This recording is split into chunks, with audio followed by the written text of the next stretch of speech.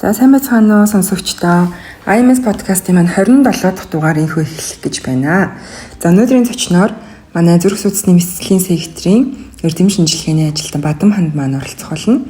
За тэгээд та өөрийнхөө талаар товчхон танилцуулаад подкастт оръё тий. За сайн бацхан уу бүгдээрэнд энэ өдрийн мэндийг хүргэе. Намайг Минцайхны Бадам ханд гэдэг. Би 2017 онд хүний хэмж мэргэжлэр төгсөөд өргөжлүүлээд үндсэн мэргэжлээ дотрийн хэмжээр 2019 онд сурч төгссөн.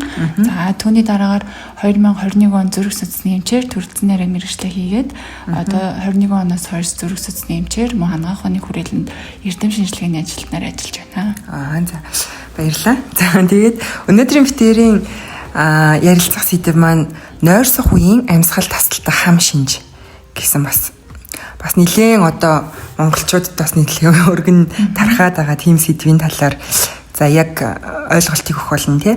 За тэгээд эхлээд яг энэ нойрсох үе гэхээр нойр гэж яг юу юм бэ тий? Тэр талаар нь бас товчхон танилцуулаад өгөөч. За ерөнхийдөө нойрс хуундах гэдэг маань хүний бие махбодод зайлшгүй хэрэгтэй нэг физиологийн хэрэгцээ байж идэг. За хүн ер нь хангалттай сайн нойрсож унтаж амарснаар одоо тарих амрах, ой тогтоол сайжрах, даралт зүрх судасны систем тогтворж явах, бэцэн солилцоо хэвэн явагдах, тархлаа сайжрах, за мөн эдисийн нөхөн төлөвлөж явагдах зэрэг одоо процессыг явагддаг ахны. За ер нь насанд хүрсэн 18-аас 64 насны үений дундаж одоо нойрсох цаг маань ерөөхдөө 7-оос 9 цаг байх тохиромжтой гэж үздэг.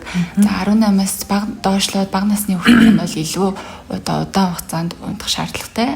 Эсвэл 65-аас дээш нас болоод ирэхээр нас явах тусам бол одоо энэ унтах хугацаа манаас багасчихэд байх нэ.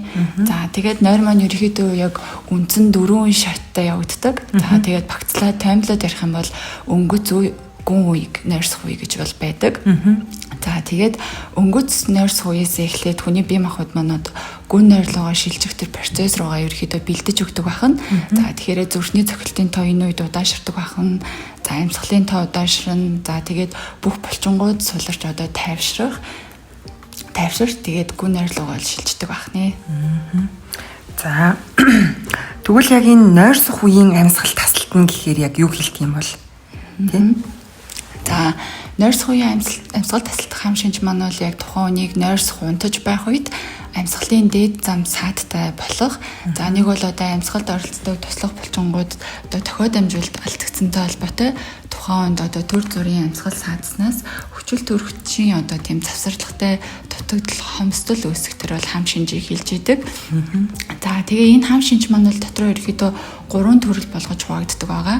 Нэгдүгээрт одоо obstructive sleep apnea буюу бөглөрөл хэлбэрийн одоо амьсгал тасалдах хам шинж гэж байдаг. Энэ нь ерөөхдөө яг амьсгалын дээд зам одоо саадснаас үүдэлтэй үүсдэг хөвчлэн одоо тарган, үзүүний тойргонд бүдүүн хүмүүст одоо амьсгалын зам нэрсэн толботой бол бас үүсдэг. За нөгөөтэйгөр одоо удамшлын шалтгаантай одоо төрсэн ах トゥ хамаатан садан аав ээжт нь одоо ийм амьсгал тасалдах хам шинж байсан эсэх. За нөгөөтэйгөр хамар битүүртэй хамрын таславч мөрөлдтэй хүмүүс эсвэл одоо эрүүн нүүрний гажигтай хүмүүст энэ төлбөрийн одоо амьсгал тасалдах хам шинж бол үүснэ. За нөгөөтэйгөр бас насжилттай холбоотой одоо нас ахих тусам одоо энэ хам шинж үүсэх эрсдэл илүү нэмэгддэг. За тэгээд эрэгтэй хүмүүст бас илүү давмгай илэрдэг. За тэгээд арх тамхины хэрэглээ юм ордог байна. За дараагийн төрөл маань бол ерөнхийдөө central sleep apnea буюу одоо төв мэдрэлийн системтэй холбоотой үүсдэг одоо амьсгал тасалдах хам шинжс байгаа. Энэ нь бол эсрэгээрээ бөглөрөлтөд хэлбэрээс юугаар ялгаатай юм гэхээр амьсгалын дээд зам бол одоо саадтай биш, нээлттэй байж идэг. Харин одоо төв мэдрэлийн системээс одоо амьсгалын туслах булчингууд руу одоо тэр тохиод амжилт өгж тэр амьсгалах процессын маань одоо үйл ажиллагаа алдагдсантай холбоотой үүсдэг нэг хэлбэр байдаг байна. Энэ нэг хвчлэн одоо тархины харалтай, тархины гэмтэл, одоо зүрхний дутагдал, эми бицийн хэрэглээ зэрэгтэй холбоотой үүсдэг төрөл байгаа. За 3 дахь нь болохоор дээрх 2 төрөл хоёулаа одоо хавсарсан тохиолдлыг бол хэлдэг. Энэ хвчлэн ямар үед үүсдэг вэ гэхээр одоо бөглөрөлт хэлбэрийн амьсгал тасалдах хам шинж үүссэн хүмүүс одоо SPAP эмчилгээ хийдэг.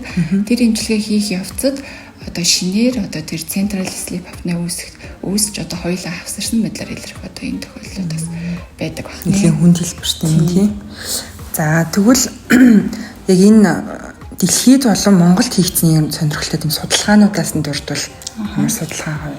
За дэлхийд дахинд хийсэн судалгаануудад бол одоо энэ нойрсох үеийн амьсгал тасалдах хам шинжээний тархалт бол ерөөхдөө 3-аас 36.6% байна гэж бол гарсан. За тэгээ энэ дондоо бол хамгийн түгээмэл тохиолддог хэлбэр нь бол бөглөрөлтөд хэлбэрийн амьсгал тасалдах хам шинж байгаа. Энэ нь бол ерөөхдөө 30-аас 69 насны бараг 1 тэрбум орчим хүмүүс энэ хам шинж одоогоор бол онцлогдсон байна гэсэн судалгаанууд байгаа.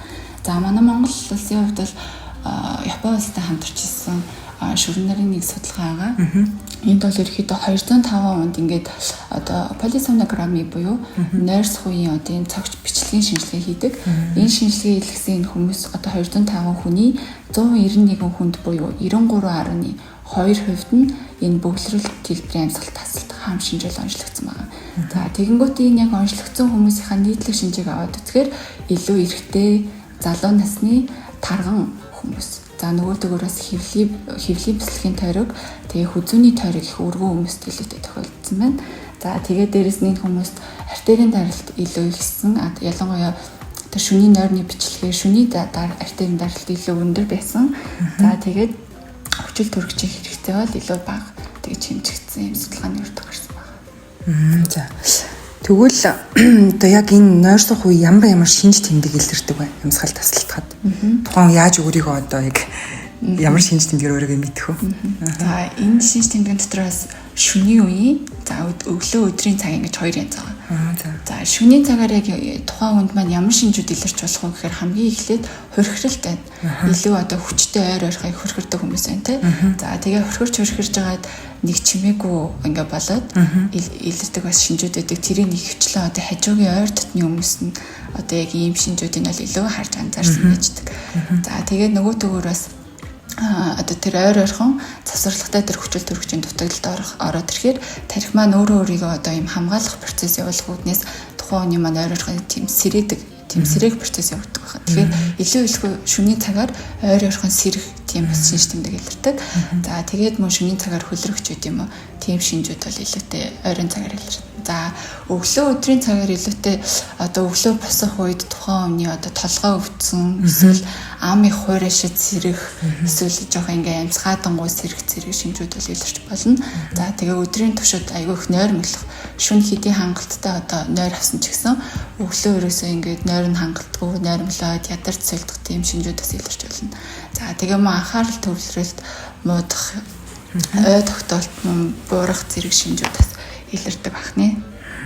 За. Тэгвэл яг тэрийг ерөнхийдөө шинж тэмдгээ таньсан хүн чинь дараа нэг онцлогоо хийлгэн шүү дээ тийм. Ямар эмчнэр тэр очиод онцлог ямар онцлогоо хийж бас юу яаж болох вэ? Онцлогоо маань ерөнхийдөө хамгийн ихэнд тэр төрөний асуумжууд байна тийм. Ямар шинж тэмдэг илэрдэггүй тэгээд нөгөө эрсдэлт хүчин зүйлсүүд байгаа. Арх тамхины эргэлээ тэгээд нөгөө тархан байна уу удмын асуумжууд асуугаад за тэгээ үнэхээр энэ хүнд одоо нойрсох үеийн амьсгал тасалдах хам шинж байна уугүй юу гэ цаашлаад үзье гэх юм бол бид нар одоо тэр полисомнограммы буюу одоо нойрны тийм цогц бичлэгийн шинжилгээг хийдэг байгаа. Энэ нь тусгай тийм бэлдсэн өрөөнд шөнийн цагаар тухайн хүнийг яг унтж байгаа үед нь мониторд хийнэ гэсэн үг. Тэгээд зүрхний цохилтын тоо, амьсгалын тоо, одоо цэсн дэргэлт хүчил төрөгчийн хэмжээ тэгээд тархины одоо бичлэг хийж үзнэ гэсэн үг. Ер нь Монгол байгаа тийм. Тийм Монголд хийгддэг гэсэн. Нөгөө төгөөрөөс гэрийн нөхцөлтөөс тестинг хийдэг тийм бас шинжилгээнүүд байдаг. Гэхдээ тэр нь жоохон дутагдaltaй тал байдаг нь одоо тэр слип нойрон дунд амьсгал тасалдах хам шинж одоо бүх төрлийг илрүүлэх боломжгүй. Тэр төв мэдрэлийн системийн шалтгаантай үүсдэг одоо тэр амьсгал тасалдах хам шинжийг бол тодорхойлох боломжгүй. Тэгэхээр ер нь хамгийн илүү нарийн мэдээлэл хүн тэр полисомнограммын шинжилгээ бол байгаа. Тэр шинжилгээгээр яг хийж энэ хүнд яг тэр хам шинж байна. Монгол нэр нь ямар нэртэй вэ? Нойрны цогц бичлэг. Нойрны цогц бичлэг. Тэгээд тэр бичлэгийг хийж бас хөнгөн дунд хүндийн зэргийг бас үзнэ гэсэн үг. Тэр нь одоо цагт хідэн давтамжтай үүсэж байгаа гэдгээс шалтгаалаад тодорхой зэрэгтэй сууна гэсэн. За. За тэгвэл яг тэгээ онцлогдоод нөгөө хүн чи илэрчих юм бол ямар эмчилгээнүүд санал болгох юм бол эмчилгээ нь ерөнхийдөө ямар хүн. За нэгэн төрөний үүдэнд бол хамгийн түрүүнд нөгөө эрсдэл төвчөнд төлөв борлох тий. Тархалтай илүүдэлжинтэй бол одоо жингээ хаях тэгээд тасгал хөдөлгөөн хийх. За нөгөө төгөөр одоо арх тамхи хэрэглэдэг бол арх тамхины хэрэглээг хязгаарлах шаардлагатай. За дараа нөгөө нэг ундах үеийн байрлалыг бас зааж өгдөг. Нөгөө дээшээ нуруугаараа дээшээ их харж унтахыг зөвлөхгүй. Аль болох хоёр талаараа хажуу тишээ байрлаж унтахыг зөвлөнө. За дараа нь CPAP гэдэг нэг төхөөрөмж өгдөг. Энэ нь болохоор амьсгалын замыг нээлттэй байх зорилготой тийм ийм маск зүүдэг тусгай том төхөөрөмж өгдөг. За нэг бол бас ийм амны нэмэлт зүүдэг тийм бас жижиг төхөөрөмжүүд байдаг. Эдгээр нь муу адил хил одоо доод ирүүний байрлалыг орхишлуулж бас амьсгалын замыг нээлттэй байлгах зорилттой ийм төхөөрөмжүүд бас байгаа. За мөн бас NMAS гэдэг нэг юм device төхөөрөмж байдаг. Энэ төхөөрөмж нь яадаг юм гэхээр одоо амьсгалын замыг нээлттэй байлгахад одоо тэр оролцдог булчингуудыг цахилгаанаар төвчүүж тэдгээрийг одоо чангалах замаар үйлчилдэг бас энэ төхөөрөмж байдаг. Тэгэхээр тухайн хүний нөгөө нэг хам шинж маань хөнгөн дунд хүндээс шалтгаалаад бид нар ямар төрлийн одоо төхөөрөмж сонгох уу, ямар төрлийн эмчилгээ авах уу гэдэг нь бас өөр өөр байна гэсэн. За тэгээд одоо саяны хийсэн аргууд бол хөвчлэн тэр бөглөрөлтөд хэлбэрийн амьсгалт дасгалт хам шинжүүд хэрэглэдэг бол одоо тэр нөгөө төв мэдрэлийн системтэй холбоотой үүсдэг тэр арай өөр нэг эмгэж процесстэй байгаа. Тэр үед бол илүү бас эмийн эмчилгээ авах тийм эмчилгээний тактикуд бол баримталдаг. За тэгээд дээрх одоо аргуудаас гадна яг ийм амьсгал тасалдах хам шинжтэй хүмүүс зориулсан бас дасгалууд байдаг. Тэдрийг бас тухайн эмчлэгч юмч маань эмчлүүлэгчтэй яг тохирсон тэр дасгал зөвлөл хэмжээнд бол өгөөд явна гэсэн үг. Яг энэ нойрсох үеийн амьсгал тасалдах хам шинжээ тодорхойлуулъя гэвэл нарийн мэргэжил яг ямар эмчтэр очиж дамжуулна гэсэн үг үү? Одоо яг үүсэж байгаа бас нэгдүгээр шалтгаанаас шалтгаална гэсэн үг тийм. Одоо эрүүн нүрийн гажиг, хамрын битүүрл, хамрын тасалбчийн мөрөлдтэй хүн бол илүү чих хамар болоо эрүүн нүрийн гажиг тасална гэж. Эсвэл нөгөө төв мэдрэлийн системтэй холбоотой үүсдэг гэсэн тохиолдолд илүү мэдрэлийн эмчт бас үзүүлж болно. За мөн бас нойрны нарийн мэргэжлийн бас нойроор дагнсан нарийн мэргэжлийн эмчнэр байдаг. Тэр эмчнэрт үзүүлж болно. За мөн бас зүрх сүс ялцчихгүй нөгөө энэ хам шинж маань зүрх сүсний одоо томоохон эрсдэлт хүчин зүйлс болдог учраас зүрх сүсний эмчнэрт бас үзүүлээд зөвлөгөө авч болно гэсэн. Тэгээд ерөнхийдөө энэ хам шинж маань яг үүснээрээ одоо тухайн үед артерийн даралт ихсэх, зүрхний хим алдагдах, тэгээд тархины арвалт, зүрхний шигдээс, зүрхний дутагдал үүсэх тэр эрсдлүүдийг нэмждэг. За мөн бас генет зүрх цогцох зэрэг тийм аюултаас эрсдэлтэй бичдэг. Тийм бах. Тэгээд нөгөө ихэнх одоо монгол гэрчүүд ч бас нөгөө юу хорхирдаг хүмүүс амар их байдаг шүү дээ тий. Тэгэл хорхираад яваад байдаг. Тэгээд ар гэрийнх нь бол ингээ хилээд явдаг хэрнээ яг энэ чи өвчин гэж мэдхгүй яваад иддэг болчиход байгаа байхгүй тий. Ер нь өвчин гэхээс илүү хам шинж гэдэг юм тий. Мэдхгүй явдаг. За тэгэхээр маш сайхан зөвлөгөө одоо нөгөө тайлбар хэлж өглөө. Тэгэхээр одоо ерөнхийдөө сүүлийн одоо хором манай подкаст манаас дуусах төгч чинь тий.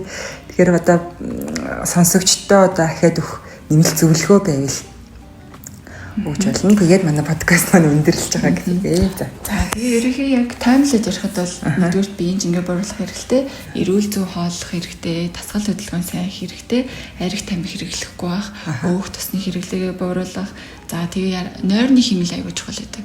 Яг тогтсон нэг цагтаа унтаж нэг цагтаа босох нь ер нь аягүй зөв тадал байдаг. За тэгээд бас хавсарсан эмгэгүүд байх юм бол яг нарийн мэргэжлийн эмчт нь үзүүлээд сайн одоо онцлогоо эмчилгээ хийлгэж хянуулах шаардлагатай. Энд нь ялангуяа артерийн даралт ихсэх, чихрийн шижин цаахрын өвчтөй байх. За бөөрийн архад дутагдал, бамбаа эмгэгүүд зэрэг нь бол бас энэ хам шинж үүсэх тус нөлөөлнө. Эргээд бас энэ хам шинж нь эдгээр өвчлөлтөд бас үүсэх нөлөөтэй байдаг байх. За тэгээд бас зөвхөн насанд хүрэгчд гэлтгүү бас хүүхдийн практикт бас өргөн энэ хам шинж бас тохиолдох хандлагатай байдаг. Тэгэхээр эцэг эхчүүд бас их хорхирдог хүүхд байх юм бол сайн нарийн мэргэжлийн эмчтний үзүүлээд бас хянуулж уншуулах шаардлагатай гэсэн үг. За тэгээд маш гоё зөвлөгөөг тэгээд сонсогчд маань ингэж тайлбарлаж өгсөн. Бас энэ үед хам шинжийн талаар тайлбарлаж өгсөн Бадан мандтай бас баярлалаа. За тэгээд дараагийн подкастаараа ахиу уулзцгаая. Баяртай. За баярлалаа.